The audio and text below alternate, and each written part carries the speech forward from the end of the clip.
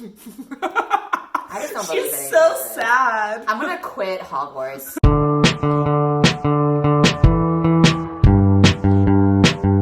Ever since we both started reading Harry Potter for the first time, people have been saying you need to take the Hogwarts house sorting quiz. I took this actually a long time ago. I did too. I got Gryffindor. Oh, I got Slytherin. How long ago did you take it? Probably like 3 years. Way before I like read the books or had seen any movies or anything. I think I took it like 5 or 6 years ago. Wow, so it was a that's long a time while. ago. I'm kind of nervous because I feel like it has already been established that I'm Slytherin, but I might not get it again. I don't feel as ambitious as I was 5 years ago. Now I feel like I kind of gave up. If I get Hufflepuff or Ravenclaw, I'm gonna be upset. I'll be happy if I get Hufflepuff or if I get Slytherin. Start the sorting ceremony. I'm scared. Why does this hat look so old? It looks like they never put it in the laundry machine. It is really old. And it's been on so many people's heads. What if there was someone with lice? Well, you know that black character probably wouldn't get it. I'm just kidding.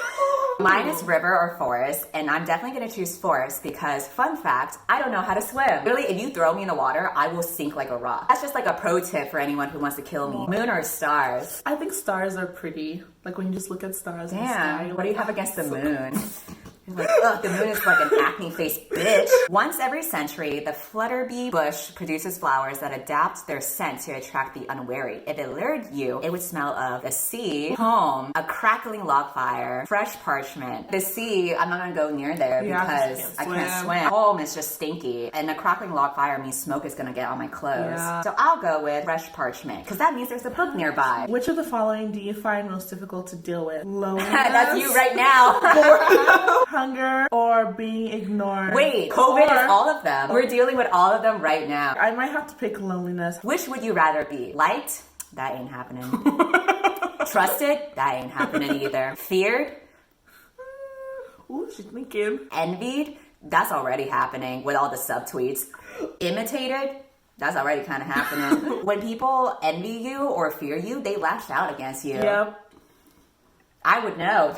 Book Twitter is quaking. Okay, I'll pick trusted. Because if people trust you, you can get more out of them. You would get all the tea from people. You would be able to hold the most information from people because they would be able to trust you enough to give it to you. I think when people trust you, they're more likely to kind of like think from your perspective and consider you when they do things and say things. If something happens and they're like, oh, well, I know this person and this isn't how they would behave or something's wrong or something like that. Exactly. So, which of the following would you most hate people to call you? Ignorant, selfish, ordinary, cowardly. For me, I would have to say selfish because I remember one time someone called me selfish and I cried. Oh my god. I was so sad. I was like, that's so Hufflepuff of you. I know, that's why I feel like I'm gonna be a Hufflepuff. It's good to be selfish for yourself, but then I feel like I tend to be such a selfless person. Like if someone needs something, I'm like, oh yeah, we can talk for 5 hours if you need it. Or like I tend to just like be there for people all the time to the point where I get in trouble for it. I've seen you make friends with so many people and then they start to like emotionally suck all the feelings out of you. And I just hate, like I would hate for them to be like, oh, you're selfish for not listening to me. Why aren't you paying me emotional labor? Knowing me, I think it's okay to be selfish. I feel like that's how you look out for yourself. Because if you aren't selfish and you don't look out for yourself, who else is gonna? Yeah, exactly. Who else is gonna look after you? I need to learn that. How do you be selfish? Someone teach me. I will teach you. It's like when you would get emails from people who want to send you products to review your videos, and you're like, should I do this? And I'm like, make them pay you first. I'm always like, oh, but I like they need my help. And I'm like, I don't give a fuck. Make them pay you. Make this a sponsorship. Just like how this video is sponsored. Cue the clip. Have I been growing out my armpit hair since quarantine started?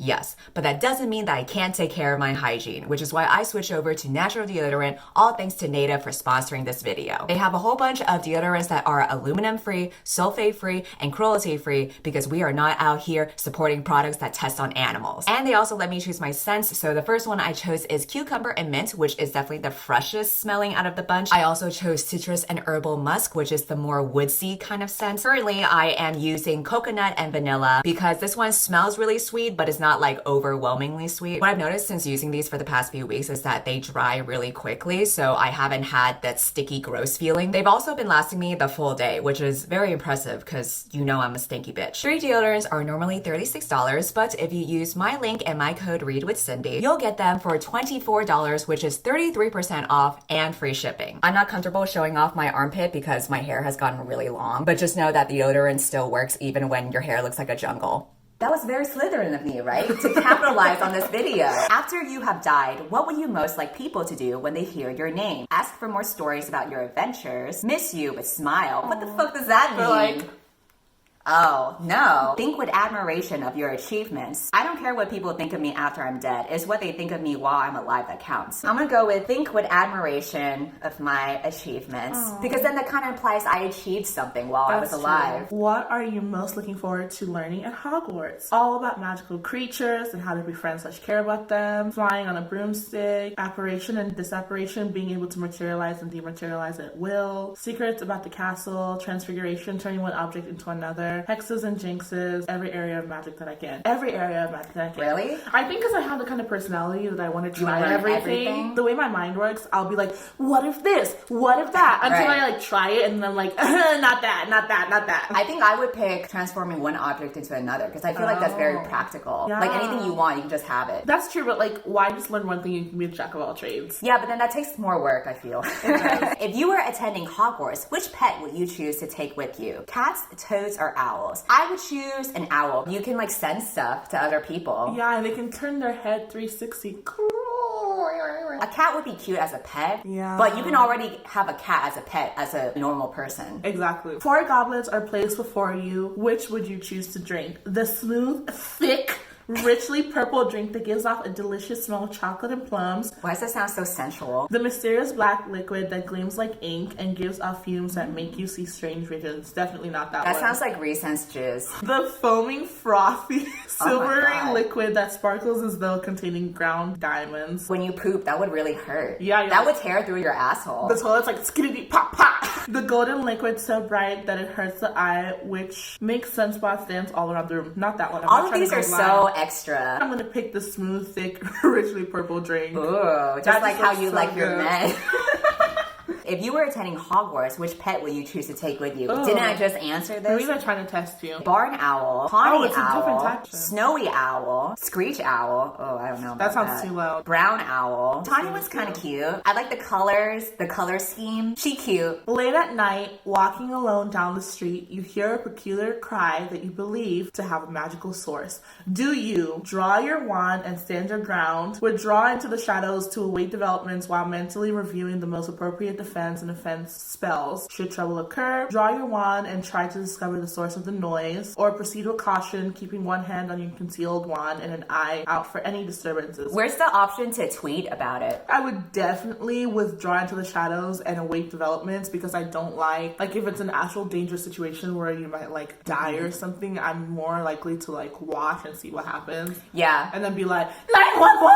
Which nightmare would frighten you the most? Standing on top of something very high and realizing suddenly that there are no hand or footholds nor any barrier to stop you falling. I think I've had that dream before. Being forced to speak in such a silly voice that hardly anyone can understand you and everyone laughs at you. That's already happening. You're like, waking up to find that neither your friends nor your family have any idea who you are. That's already happening. So, an eye at the keyhole of the dark, windowless room in which you are locked. The first one sounds the most dangerous. Yeah. Because at least if you're stuck in that closet, you can try to figure out how to get out. Yeah. Left or right? This is what will separate you from a Hufflepuff or a Slytherin. I'm gonna pick right because it has a better connotation and also because I'm right-handed. Wow, I was gonna pick left. Are you left-handed? Yeah. What are you most looking forward to learning at Hogwarts? Being able to materialize and dematerialize at will. That sounds useful. But I don't think I would use it as much as the transfiguration. Yeah. Because if I don't want to be somewhere, I just won't go there. Yeah. You know? Turning one object into another object is super useful. You could get a scrap of paper and turn it into food. Or you could turn it into money. If you're attending Hogwarts, which pet would you choose to take with you? You keep on saying you want a cat. Yeah,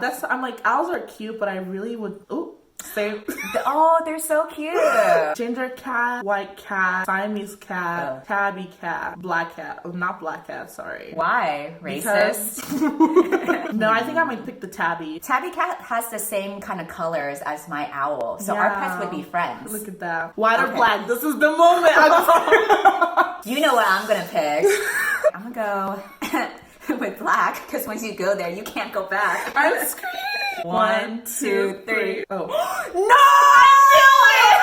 I knew I would get Hufflepuff! No, I hate this! I hate this! No, I don't want to be a Ravenclaw. Fuck this.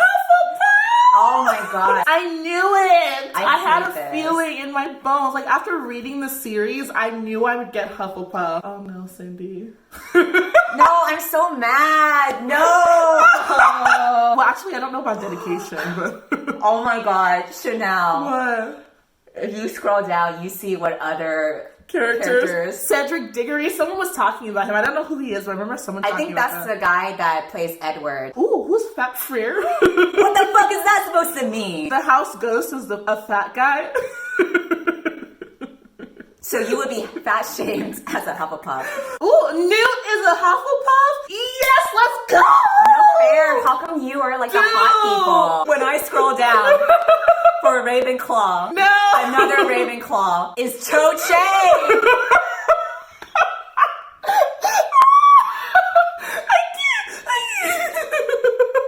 First of all, of course the only Asian character would be a Ravenclaw. Of course I would be Cho Chang with the fucking straight bangs and shiny black hair. Might as well call her Cho Chink. She stared at Harry cheekily with her chinky eyes. I'm mad. sorry to her, but like, I'm so sorry. I'm upset. Let's see. Oh my god, a message from J.K. Rowling. I don't want a goddamn message, Do you have okay? the same one? Our emblem is a badger, an animal that is often underestimated because it lives quietly until attacked, much like I, but which, when provoked, can fight off animals much larger than itself, including wolves. Our house colors are yellow and black, black and yellow. Like us. Common room lies on the floor below the ground. The same corner as the kitchen. That's so What's sad. that supposed to? Wait, our house. Wait, Wait. Our common room is on the ground floor where the kitchen is, and our ghost is a Fat Frere.